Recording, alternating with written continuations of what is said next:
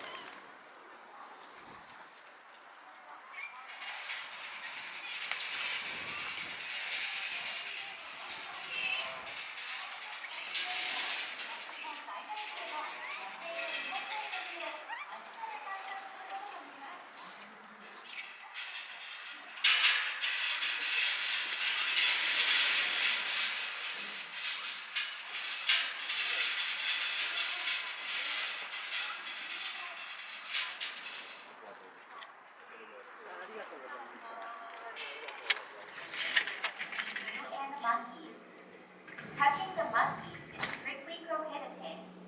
Please do not stare into their eyes. Second, please hold on tight to your belongings. Do not leave it on the ground or the monkeys will take it away. If you have small children, please keep an eye on them carefully. Third, you can purchase food for the monkeys inside the park. However, please feed the monkeys safely through the cage. Do not feed them outside of the designated area. Finally, please refrain from eating and drinking inside the park and the parking lot. Make sure to keep food and drink inside your bag at all times. Thank you for your understanding. We hope you have a wonderful time here with the Japanese monkeys in this beautiful nature of the zoo. 花咲モンキーベイでは東日本最大級の野生の日本猿の群れを間近で観察することができます。猿たちを楽しく観察いただくためにいくつか注意していただくことがあります。猿に近づきすぎないで観察をしてください。直接猿に触れることは禁止です。猿の顔を覗き込ま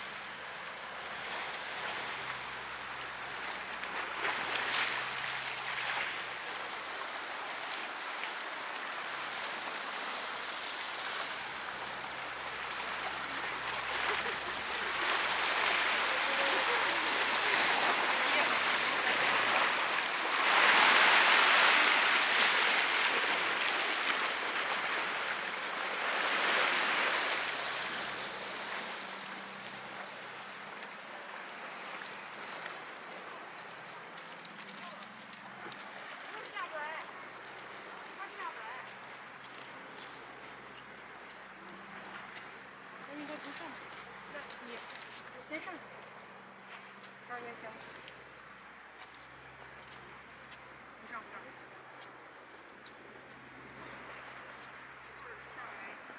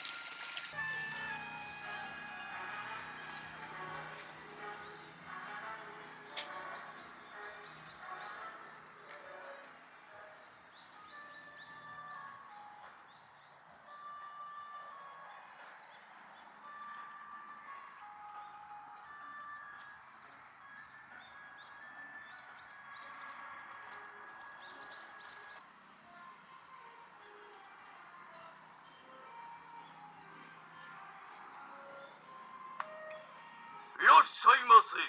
ようこそ土井金山へ。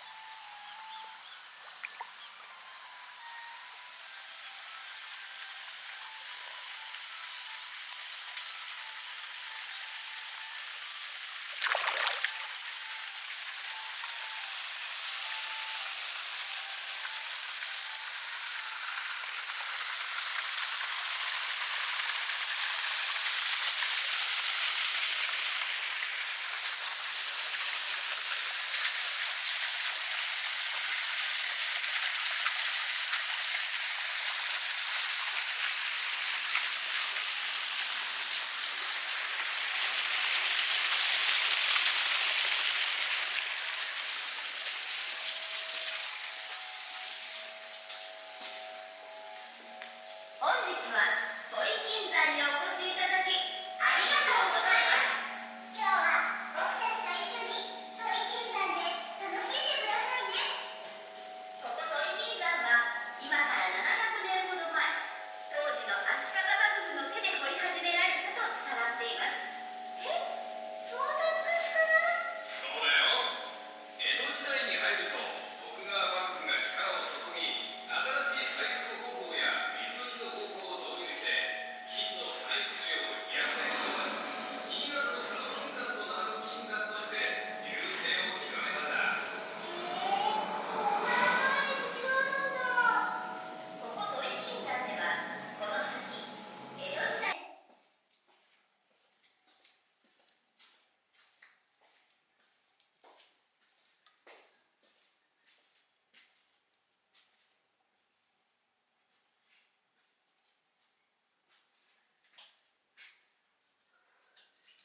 すごい！金ピカの鳥居だ！でもどうしてこんなところに神社が？この神社は三神社といって山を守る神様、大山積の御事を祀ってあるんだ。江戸時代は今と違って山の中を掘り進むのは危険と隣り合わせ。そこで鉱山で働く人たちは三神社の前で必ず礼拝をして作業の安全を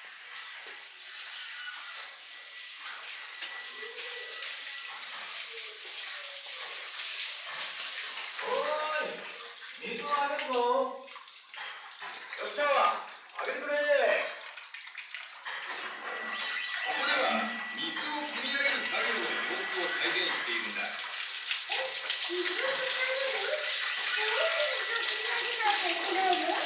山の中を掘り進んで採掘現場が深くなってくると水が湧き出してくる。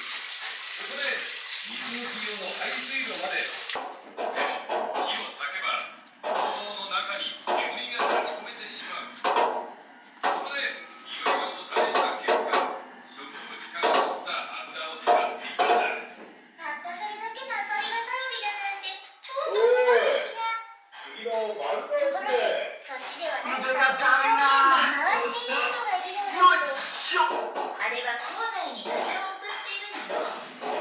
山の中を奥深く掘り進んでいくと風の通りが悪くなって酸素が落ちてしまうの。だからこうしてコーンと呼ばれる道具で校内に風を送っていたの。そうなんだ。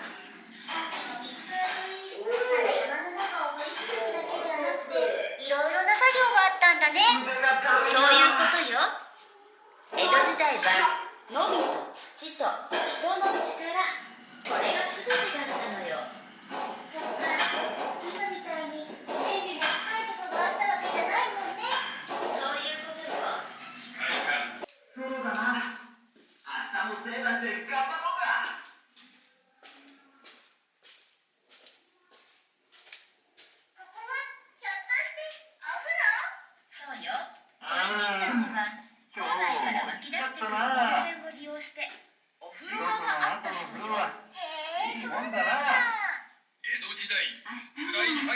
後の風呂は鉱山で働く人たちにとっては一番の楽しみ。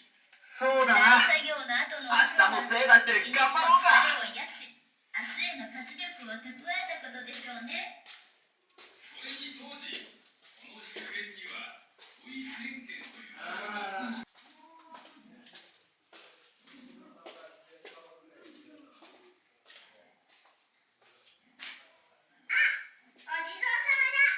このお地蔵様は金子地蔵尊といって土井金山で働く人々に親しまれていたのよ。地蔵菩薩は苦しんでいる人々を助けてくれる仏様として昔から信仰されていたんだ。金山で働いていた人たちも厄除けや怪我をしないようにと祈っていたそうよ。じゃあ僕もみんなが元気でいられますようにってお祈りすることにしよう。ここは400年前、土井金山が本格的に金の採掘を始めて最初にたくさんの金鉱石が掘り出された場所よ。岩盤が赤く染まったような場所が見つかるかな。あそこだ。でもどうして赤く染まっているの？あそこは焼けといって金や金の鉱脈に含まれている鉄分が空気に触れて酸化、錆びてあんな色になったんだ。ところで江戸時代ってああしてのみと土、人の力だけで掘り進んでいたんでしょ？一日にどれぐらい掘り進めたの？どれくらいだと思う？そうだな、2メートルくらいかな。残念。一日に掘り進める距離はこ